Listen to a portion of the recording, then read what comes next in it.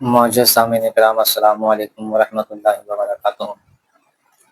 آج اس ویڈیو میں ہم جانیں گے کہ وضو کرنے کا صحیح طریقہ کیا ہے۔ بہت سارے لوگوں کو وضو کرنے کا طریقہ معلوم نہیں، تو آج ہم وضو کے بارے میں جانیں گے کہ وضو کرنے کا صحیح طریقہ کیا ہے۔ میرا ویڈیو بنانے کا مقصد یہ ہے کہ لوگ ہم سے کچھ سیکھ پائیں۔ مجھے یوٹیوبر بننے کا شوق نہیں، میں چاہتا ہوں کہ میں لوگوں کو کچھ سکھانا چاہتا ہوں، میں لوگوں کو کچھ بتانا چاہتا ہوں، لوگ میری باتوں سے کچھ سیکھ پائے۔ میرے ویڈیو بنانے کا مقصد یہی ہے۔ تو آئیے ہم ویڈیو کو شروع کرتے ہیں۔ وضو کرنے کا طریقہ یہ ہے کہ جب وضو کرنے کا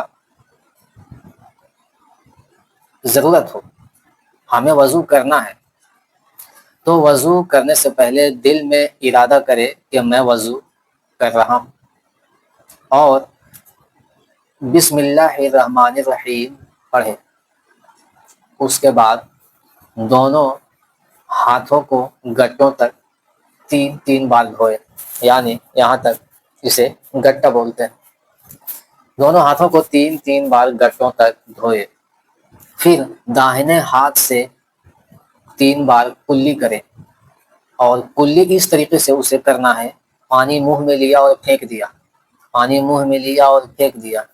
پانی کو منہ میں چاروں طرف گھمانا ہے، چاروں طرف منہ میں پانی کو گھمانا ہے، اور دانتوں کی جڑوں میں اگر کوئی چیز پھنس گیا ہو تو اسے چھڑانا ہے، تاکہ دانت کے جڑ تک بھی پانی پہنچ جائے، مسوڑوں تک پانی پہنچ جائے، وہاں تک پانی پہنچانا ہے 3 بار اچھے طریقے سے۔ لیکن اس سے پہلے مسواک کرنا ہے، کلی کرنے سے پہلے مسواک کرنا ہے۔ مسواک کرنا ہمارے نبی کریم صلی اللہ تعالیٰ علیہ وسلم کی سنت ہے۔ اگر مسواک نہ ہو تو انگلی سے دانت کو مل لیں، سنت ادا ہو جائے گا۔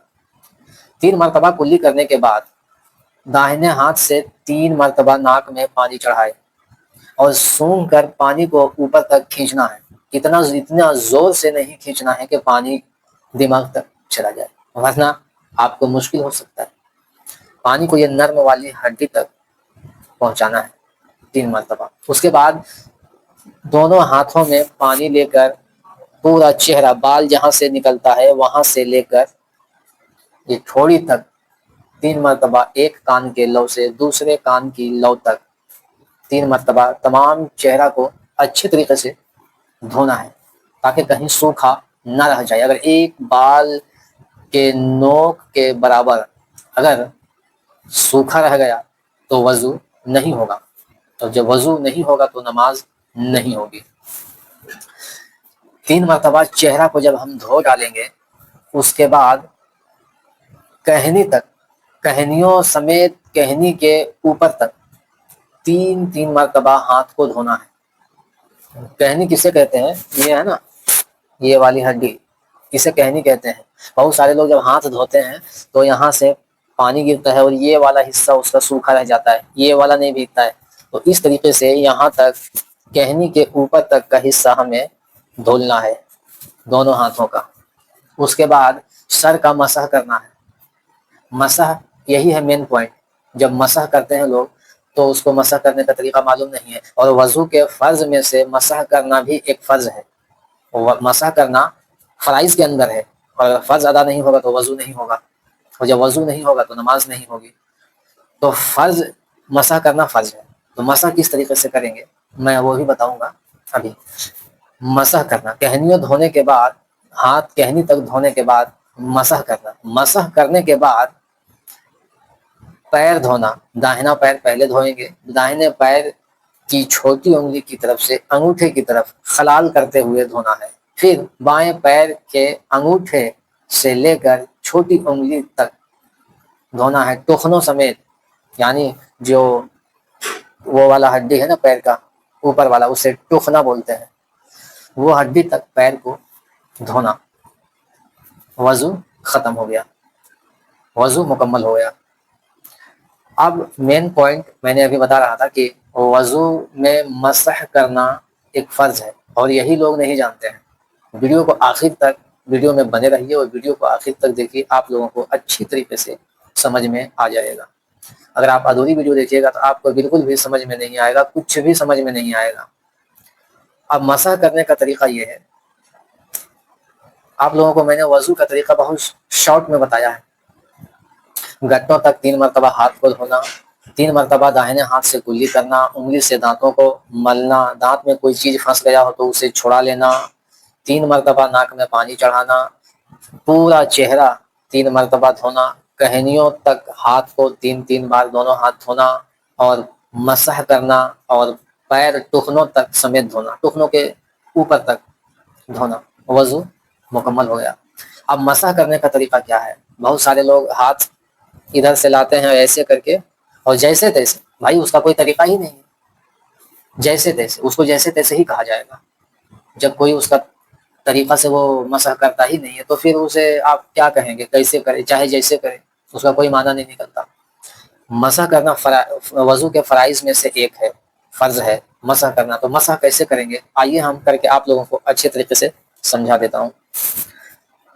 یہ دونوں ہاتھوں کی 3 انگلی اور 3 انگلی، 6 انگلی دونوں کو ملا کر کے ہو گئے۔ کلمہ کی انگلی اور انگوٹھا کو چھوڑ کر یہ 3 انگلی کی نوک کو ملائیں گے اور ہم ہاتھ کو اس طریقے سے رکھیں گے اور یہاں